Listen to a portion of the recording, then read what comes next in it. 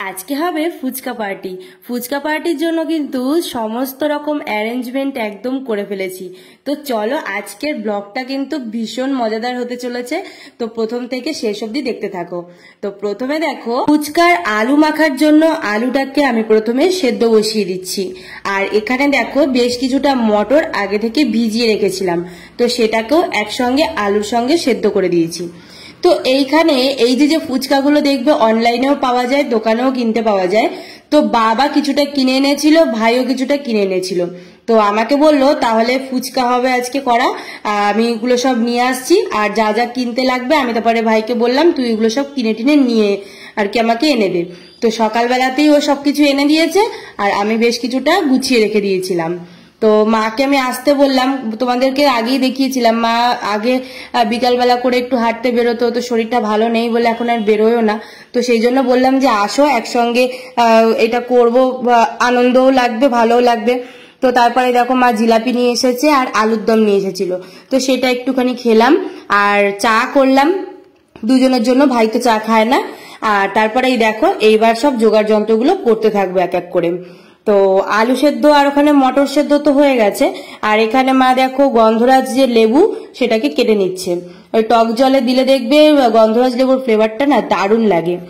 আর এখানে দেখো এবার টক জলটা মেখে নিচ্ছি, মানে মেখে নিচ্ছি বলছি, সরি, টক জলটা আর কি বানাচ্ছি। এরকম তো কখনো বানাইনি। অনেক আগে লকডাউনের টাইমে একবার ফুচকা ট্রাই করেছিলাম, তো সেটা তো বাড়িতে বানানো ফুচকা হয়েছিল।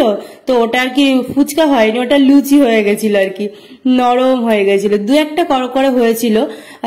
তো সেইটাই আর কি ফটো তুলেছিলাম, করেছিলাম, ভালো খেতে ভালো হয়েছিল।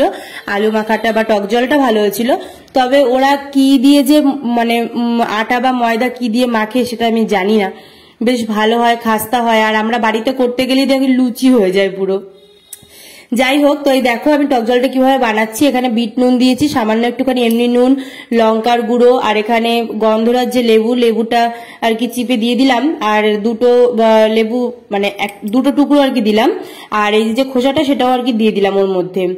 আর এদিকে ধনেপাতা কুচিয়ে রেখেছিল সেটাও দিয়ে দিল। আর এবার একটুখানি জলটা টেস্ট করে দেখলাম, তো মোটামুটি নুন টুন সব ঠিকঠাকই আছে, টকও ঠিকঠাকই আছে। চলো এবার করে নেব হচ্ছে আলু মাখাটা। তো আলুটা তো সেদ্ধ করে নিয়েছি, ওর মধ্যে বিট নুন, একটু চাট মশলা, আর হচ্ছে এই যে মশলাটা, এটা বলা হয়নি তোমাদেরকে, এই মশলাটা মা বাড়ি থেকে বানিয়ে এনেছিল। এটা হচ্ছে বাড়িতে বানানো যে শুকনো খোলায় ভেজে যে মশলাটা করা হয় না, ধনে জিরে আরো নানান রকম মশলা থাকে আর কি ওটার মধ্যে। ওই সব কিছুকে একসঙ্গে ড্রাই রোস্ট করে সেটাকে বানিয়ে আর কি এনেছিল। তো ওটা টক জলের মধ্যেও বেশ কিছুটা দিয়েছিলাম, আর এই আলু মাখাটার মধ্যেও আমি অল্প কিছুটা আর কি অ্যাড করেছি। তো এখানে দেখো মটর তো সেদ্ধ করে গেছিলাম, সেটাও দিলাম, ধনে পাতা যা যা লাগে আর কি, একটু টক জলও দিয়েছিলাম, লাস্টে একটু কাঁচা লঙ্কা কুচনো দিয়ে দিলাম, নাহলে ঝালটা না হলে ভালো লাগে না। ভাই আর ও তো একদমই ঝাল খায় না, আর মা তো ফুচকা খাই না, মার অতটা ভালো লাগে না। তো আমরাই তিনজনে আর কি মোটামুটি খাবো, আর বাবার জন্য কয়েকটা আর কি দেবো, কিন্তু বাবাও খায় না, আর সুগারের জন্য আলু খাওয়াও মানে বারণ, সেই জন্য তেমন মা আর বাবা দুজনে কেউই খাবে না, আমাদের তিনজনেরই।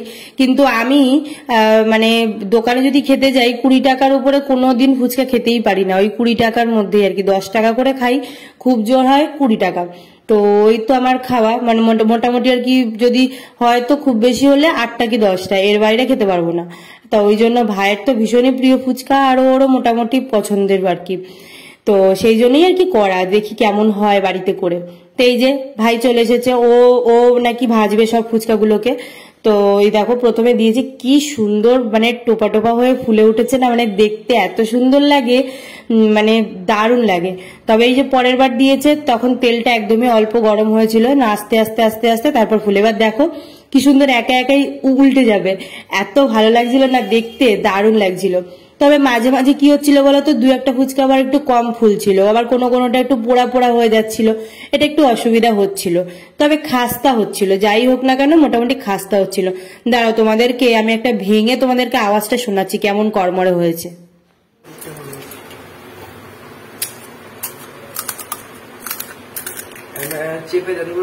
দেখেছো কি সুন্দর করকরে খাস্তা হয়েছে। আর এই দেখো এত ফুচকা কে যে খাবে, আবার এগুলোকে যে আবার রেখেও দেবে, পরে রেখে দিলেও বা আবার করে জোগাড় যন্ত্র করে ওই আলু মাখো, আবার টক জল বানাও, ঝামেলা। তো সেই জন্য ভাবলাম একবারেই করব, যা হয় হবে। তো সেই জন্য সবগুলোকে ভাজা হয়েছে। আর এখানে মা যে জিলাপিটা নিয়ে এসেছিল সেটা দিল। আর এই যে ও নিয়ে চলে আসছে। এইবার ও তো অফিস থেকে চলে আসছে, তো তারপরে একসঙ্গে খাওয়া দাওয়া হবে। তো এই যে বসেছে আলু ভরতে ফুচকাওয়ালা আমাদের।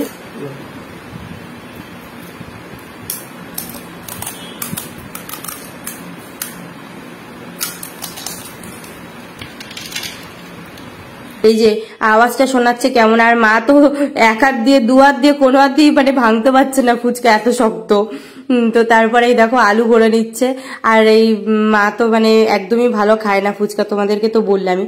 এরকম খুব কম মেয়ে আছে যারা ফুচকা ভালোবাসে না।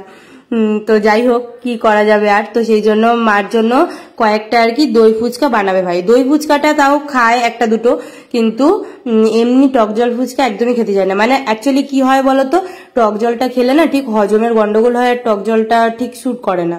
তো সেই জন্য মার জন্য এই দেখো টক দই দিয়ে আর কি দই ফুচকা বানাচ্ছিল। তবে আরো এখানে অনেক কিছুই দেয়। আর এই যে চাটনিটা দেখছো, এটা আমাদের ফুচকা কাকুর থেকে ভাই চেয়ে আনছিল, যে কাকু একটুখানি চাটনি দাও। তো কাকু তো ওইভাবে দেবে না, তো আলুর দম যখন নিয়েছিল আলুর দমের উপর থেকে বেশ কিছুটা চাটনি আর কি ছড়িয়ে দিয়েছিল। তো সেইটাই আর কি কিছুটা রেখে দিয়েছিল, ওইটা উপর থেকে দিয়ে দিল।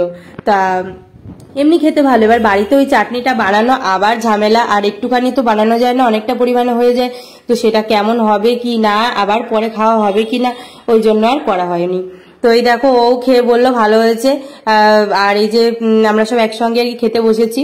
আর তারপরে ও কি করলো, বাজার থেকে তখন মাংস আর ময়দা নিয়ে এসেছিল, যে একসঙ্গে লুচি আর মাংস করা হবে রাত্রেবেলা খেয়ে যেতে। কিন্তু বাবার দোকানের কাজ ছিল অনেক, তো সেই জন্য বাবার আসতে পারেনি। তাই মা বললো যে পরে একদিন হবে, তো মা আর ভাই তারপর চলে গেল। তো ভিডিওটা কেমন লাগলো অবশ্যই কমেন্ট বক্সে জানিও। ভালো লেগে থাকলে প্লিজ একটু লাইক করে দিও। সকলে ভালো থেকো, দেখা হচ্ছে নতুন কোনো ব্লগে। টাটা।